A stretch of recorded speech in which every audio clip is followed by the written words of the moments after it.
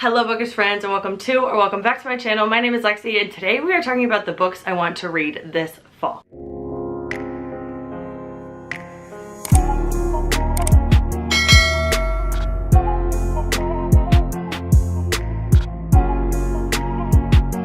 So I have quite the stack here. Let's see how many books I have. I have 28 books here that I want to read throughout the fall.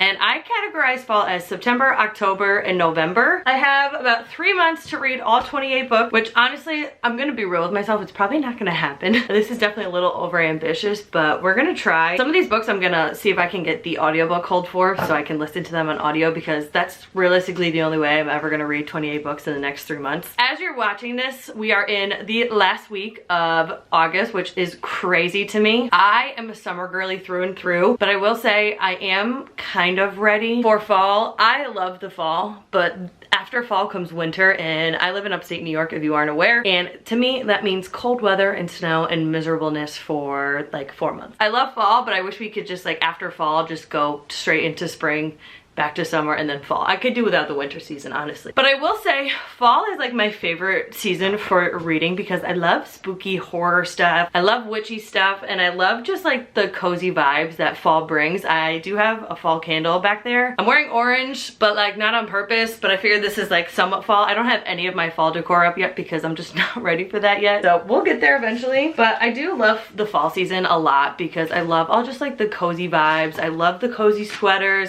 I love the warmth and the colors of fall, and especially in upstate New York, the colors for fall and like the way when the leaves change and the trees are like all the pretty fall colors, it really is beautiful. I don't think I'm gonna go in any particular order. I think I'm just gonna pick from the piles that are next to me. I have 3 smaller stacks here, so I think we're just gonna go through it. I'm not gonna sit here and talk too much about each book because this video would just be way too long, and I don't even like watching like sit down videos where people just talk about books and their synopsis and all that. So we're just gonna go through this spitfire quick. So let's get right into my fall TBR. The first book I have next to me is Strange the Dreamer by Lonnie Taylor, I think it is. I used to know what this was about. So it says, Laszlo Strange, war orphan and junior librarian, has been obsessed with the mystic lost city of Wheat for as long as he can remember, but it would take someone bolder than he to cross half the world in search of it. So I think he goes in search of a world that doesn't exist, and some cool stuff happens. I've heard this is really atmospheric and just like beautiful, so very excited for this. Next, I have 2 books from my 24 and 2024 TBR. I really need to read these, so these kind of need to be my focus. The first one I have is A Curious Beginning by Deanna Raybourn.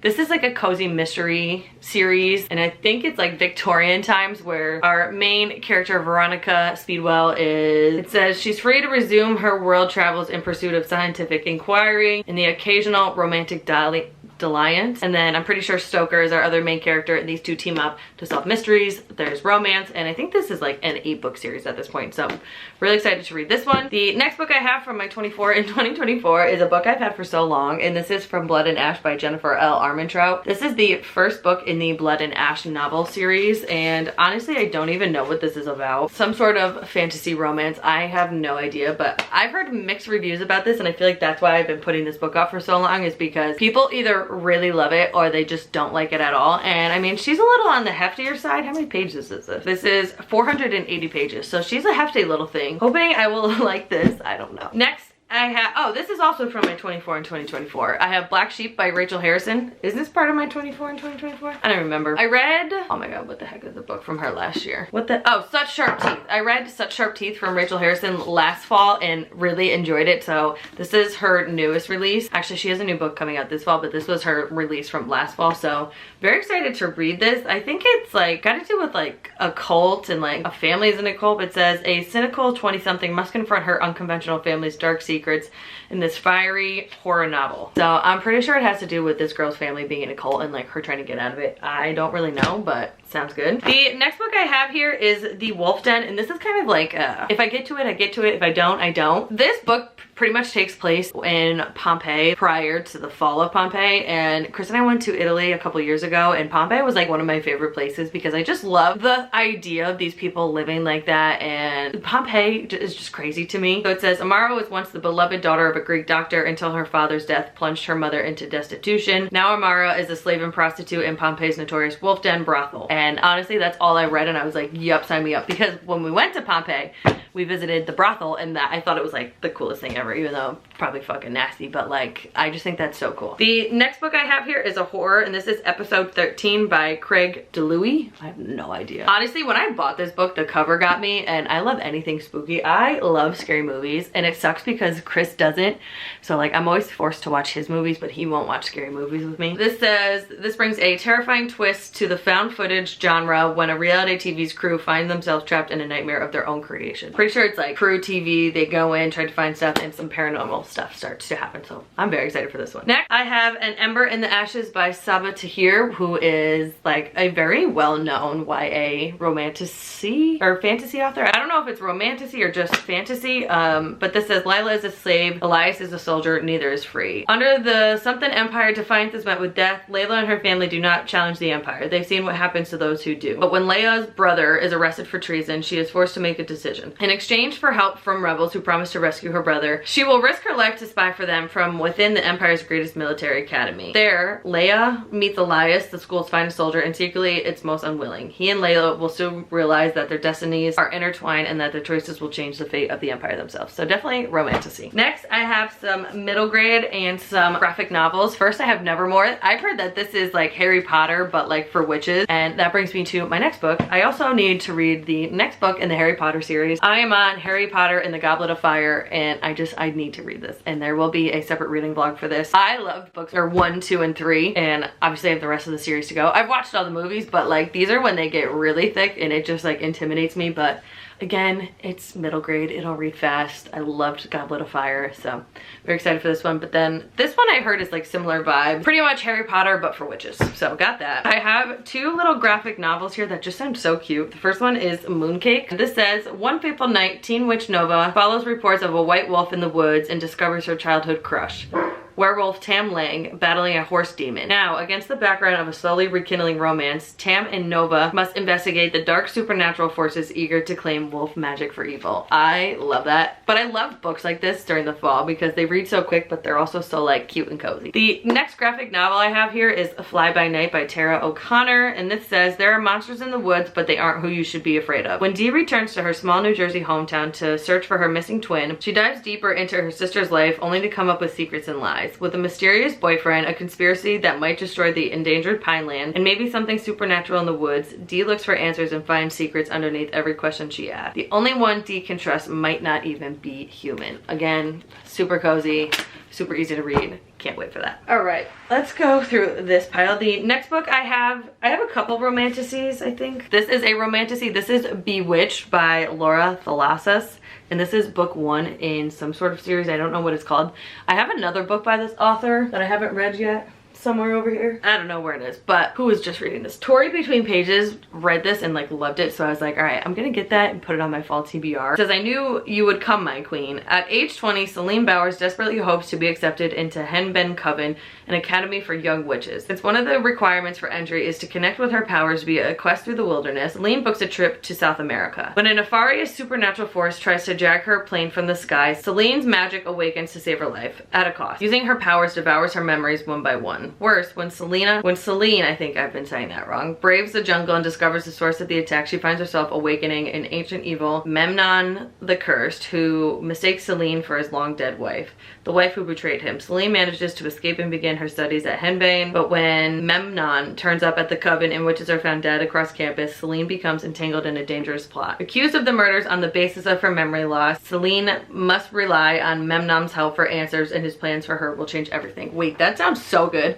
I don't even think I really read the synopsis of this when I bought this. I just kind of bought it based on a whim in Tori's recommendation, so that sounds really freaking good. Next, I have an indie author that I found on Instagram. I got suckered in by the ad on Instagram and I read the synopsis and I was like, wait, that could be really good during the fall time. This is Tide of Darkness by Amara Aldarini, and this is the Dark World trilogy. I have no idea if I'm pronouncing that right either. Look at how pretty this cover is. So this says, they say the land flourished once, ripe with wealth and blessed with by nature, but those are only stories. There is no light now. There's only the darkness. I don't know what this is about. Should I read the whole synopsis? I don't know. All right, we're only at 13 minutes and we're kind of halfway through, so I'll do it. Brent has grown up hearing tales of the dark world from the safety of, I don't know, a utopian society with no poverty, no violence, and no choices. Rumors of the horrors that writhe in the darkness keep anyone from venturing further than the boundary, but when a mysterious illness befalls her brother, Mirren is desperate enough to save him, desperate enough to cross into the wild land to find the cure he needs to survive. There's more, but I'm not gonna read it all. I remember that now. That sounds really good. I was gonna buy all 3 books at once and I was like, you should probably just read the first book and see if you actually like it. This next book I had on my TBR for last fall and never got the chance to read it. So if I don't read it this fall, I'm unhauling it. A lot of these books, if I don't read them, I should just unhaul them unless it's something that I'm like, all right, I really want to read that, but like, no. But I'm looking at a couple books here, and there's a couple more books that I had on my TBR from last fall that if I don't read them this year, they're going.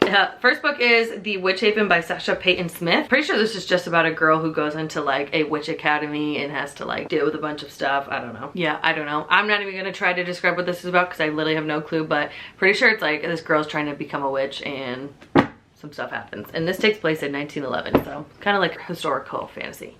The next book I have here I'm so excited about. I have Pet Sematary by Stephen King. This will be my first time reading Stephen King, which is insane.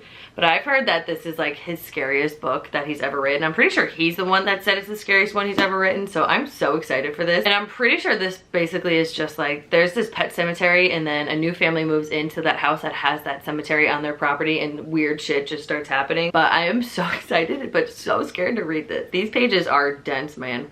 Why is Stephen King's writing so dense? Like, he is like the world's longest freaking paragraphs. I was very kindly gifted this for my birthday from somebody local to me, and she was like, you should totally wait to the fall to read that. So I'm taking her advice. This is one of her favorite books and I can't wait, but I'm also so freaking scared. The next book I have is another horror book, and this is from Darcy Coates. This is House of Shadows. This is the first book in a series. I don't know what the name of the series is, but this is like a very short Darcy Coates, and I'm really trying to read a lot of her books. I pretty much read 2 of her books at least every year because I do one in the fall, one in the winter. House of Shadows, it says, Sophie's world is shattered when disaster bankrupts her family. She's still reeling when she's offered an unexpected solution. Mr. Argington, a wealthy stranger, has asked for her hand in marriage. Marrying him will save her family, but it condemns Sophie to a life in Northwood, a vast and unnaturally dark mansion situated hours from civilization. Still, she has no choice but to accept the offer and hope the darkness won't swallow her whole. It's a struggle to adjust to her new position as mistress over the desolate house. Mr. Argenton's relatives are cold, and the manor is more than it seems. Doors slam, inhuman figures slink through the surrounding forest, a piano plays itself in the middle of the night, blood drips a macabre warning down the walls. Day by day, Sophie is inevitably pulled toward the terrifying truth. Northwood's ancient halls are haunted, and the man she married, the man she's coming to love, is hiding an unforgivable truth about the ancestral home and the spirits that now haunt them both. That sounds so freaking good. Darcy Coates books are usually like 400 or 500 pages, and this is only like 250, so actually 265 to be exact, but I'm very excited for this one. The next couple of books I have are like cushy little romances, and I'll talk about these 2 first because these are 2 that I had on my fall TBR last year, so if I don't read them this year, they're going. First I have A Small Town Big Magic and A Witch's Guide to Fake Dating a Demon.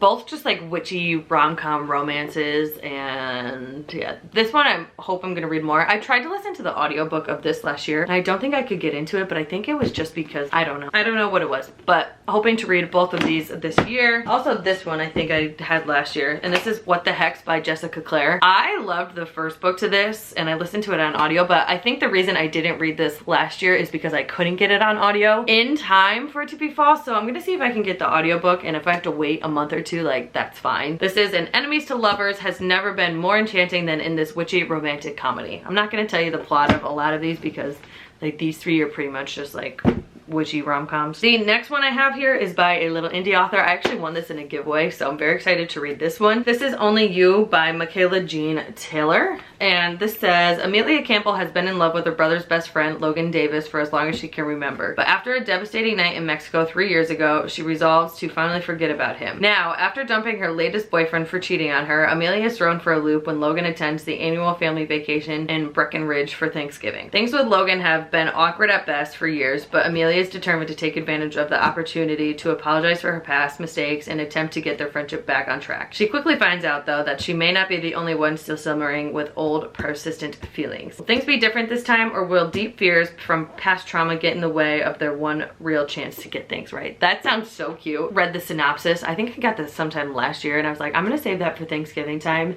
Totally forgot about it last year, so we're gonna read this one around Thanksgiving time this year and I can't wait. Next, I have The Only Purple House in Town by Anne Aguirre. I bought this simply because I love the cover. And this says, Iris Collins is the messy one in her family, the chaos bunny. Her sisters are wildly successful while she can't balance her budget for a single month. Oh, I remember what this was about. I'm pretty sure she like inherits a B&B, which is like this really cute little Victorian house. So she like turns it into a B&B, and then it says she winds up renting rooms like a Victorian spinster, collecting other lost souls, and not all of them are human. And then Eli Reese, who I'm pretty sure is like a vampire or something crazy, ends up renting a room, and then they probably fall in love. And yeah, this just sounds so cute. I bought this fall time last year, didn't read it. Also, I have In the Weeds by B.K. Borison, which I think this is the second book to the Lovelight Farm series, and I have Lovelight Farms to read in the winter, but we're gonna read these out of order because I'm not gonna read a winter book now. So this is a grumpy farmer and a no-nonsense social media influencer have another chance at love in this charming romantic comedy.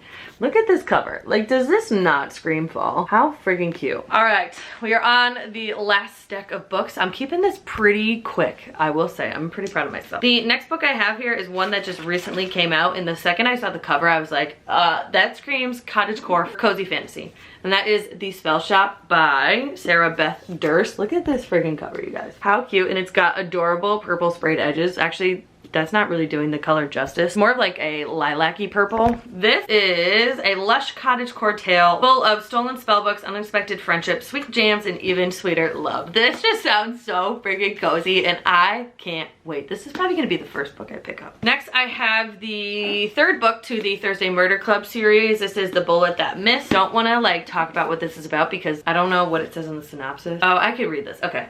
It says, it is an ordinary Thursday and things should finally be returning to normal. Except trouble is never far away where the Thursday Murder Club are concerned. A decade-old cold case, their favorite kind, leads them to a local news legend and a murder with no body and no answers. I freaking love this series. This series is so freaking fun and so cute, and I love all the characters, and I can't wait to be back with this crew. They're funny. Next, I have Wayward by Amelia Hart. I recently heard somebody talking about this for like their fall TBR, and I was like, all right, let me try that. So this is a story about 3 different women kind of going through different things, and somehow, some way, they all interconnect. So we have Kate fleeing London in 2019 from Wayward Cottage, inherited, she barely remembers, blah, blah, blah. She thinks her great aunt had a secret, one that lurks in the bones of the cottage, hidden ever since the witch hunts of the 17th century. Then we go to 1619. Somebody is waiting a trial for murder of a local farmer who was stamped to death by its herd. When Atha was a girl, her mother taught, I don't know, some sort of, I don't even know what I just tried to say there, so I'm very sorry, that was really confusing. But basically this is about 3 different generations. They somehow probably all intertwined, and I can't wait. I love books like that. Next, I have Sweet Nightmare by Tracy Wolf. I bought this a couple months ago. Look at the sprayed edges because it sounded so freaking good. I literally read the synopsis and I was like, what? That sounds so good. The scariest school on earth is about to experience real fear. Most schools are about being the best. This school is about being the worst. Calder Academy is where the rogue paranormals go. The ones who break the rules or lose control. And when that happens for vampires, werewolves, witches, and dark fae, it gets pretty freaking scary. And I'm pretty sure our main character in this, her mom teaches at this school. She's kind of like stuck at this school, just like left to wander the halls and explore. And she ends up meeting somebody, and I'm pretty sure this is a spooky fantasy romance. So I'm very excited. I also love the sprayed edges, but this girl is thick. But I think this is YA, so it should read relatively quick. Wow, I'm doing great on time, honestly. Next, I have The Wren in the Holly Library. I bought this simply because of the sprayed edges. And I hate to say it, I don't think the sprayed edges are that pretty, but the end papers in here are just beautiful. So I guess it kind of makes it worth it. This is about, it says, can you love the dark when you know what it hides? Some things aren't supposed to exist outside of our imagination. 13 years ago, monsters emerged from the shadows and plunged Percy's world into a war of near total destruction. The New York City she knew so well collapsed practically overnight. In the wake of the carnage, the monster treaty was created, a truce of sorts. But tonight, Percy, a gifted and fearless thief, will break that treaty. She'll enter the Holly Library, not knowing it's the home of a monster. He's charming, quietly alluring, terrifying, but he knows talent when he sees it. It's just a matter of finding her price. Now she's locked into a dangerous bargain with a creature unlike any other. She'll sacrifice her freedom. She'll offer her skills. Together, they'll put their own futures at risk. But he's been playing a game across centuries, and once she joins in, there will be no escape. That sounds so good. I literally bought this simply for the cover. I think I like briefly read over the synopsis, but I was like, sure, sounds good. I like the sprayed edges, but I will say the sprayed edges are definitely not as pretty in person, but the end pages are so beautiful. So can't wait to read this. All right, next I have Heartless Hunter by Kristen Cicerelli.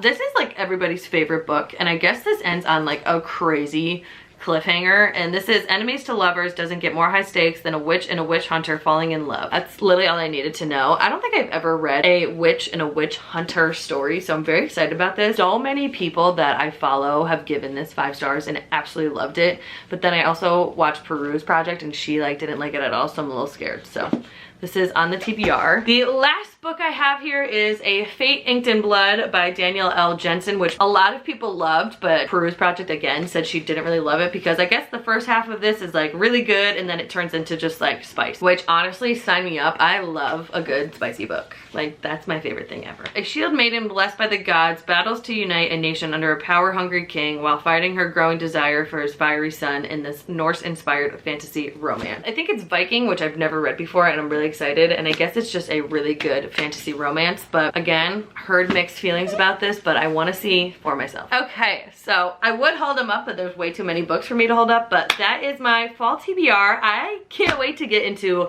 all the spooky reads, all the witchy reads, all the fantasy romance, and just enjoy the coziness that the fall season brings. I love fall and I can't wait. I will definitely be decorating soon. I'm probably gonna do it on Labor Day because I'm off that day. I do love fall and I do love cozy fall reading. I love being able to sit out in my gazebo with like sweatpants and a sweatshirt on and just like enjoy a good book. Like, that is what I can't wait for. But I hope you enjoyed. Let me know what's on your fall TBR and give me some good spooky book recommendations. If there's anything that you didn't see on here that you think I should read this fall, also leave those in the comments. And yeah, that's where I will end this video. Thank you so much for watching. If you enjoyed this video, make sure to show it some love, give it a like, subscribe to my channel, and make sure you hit that notification bell so you are notified every time I upload a video, and I will see you in my next one. Bye!